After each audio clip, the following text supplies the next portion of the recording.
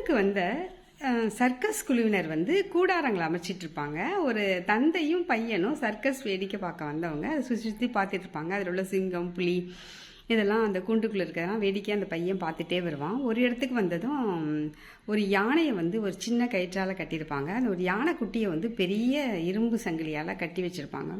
அந்த பையன் பார்த்துட்டு அவங்க அப்பாட்ட கேட்பான், என்னப்பா யானை தான் வலிமையானது பெருசு, அதை வந்து சின்ன கயிற்றாலையும் குட்டியை வந்து பெருசாலையும் கட்டியிருக்காங்க அப்படின்னு அவங்க அப்பாட்ட சொல்லுவான். ஆமால்லடா அப்படின்னு சொல்லிட்டு அந்த பாகன்கிட்ட கேட்பாரு அவங்க அப்பா, ஏன் இதை மாதிரி கட்டியிருக்கீங்கன்ட்டு.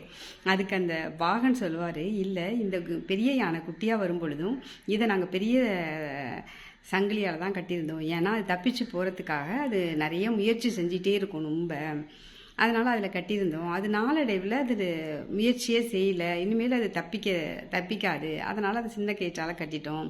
இந்த குட்டி யானை இப்போ தான் நாங்கள் காட்டிலேருந்து கொண்டுட்டு வந்திருக்கோம். இது வந்த கையினால் இது முயற்சி செய்யிட்டே இருக்கும்.